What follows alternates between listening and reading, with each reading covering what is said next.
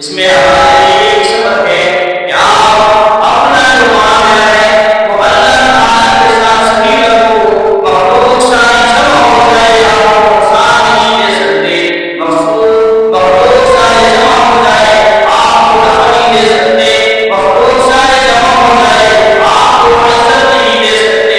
مخلوق سارے جمع ہو جائے آپ کو ذلت نہیں دے سکتے. فرمایا تعز من تشاء وتذل من تشاء. یہ عزت اور ذلت اللہ کے ہاتھ میں. اللہ تعالیٰ جسے چاہے عزت دیتا ہے جسے چاہے ذلت دیتا ہے. دیکھو یوسف علیہ السلام کو بھائیوں نے اوپر میں دیکھ دیا. پھر مصر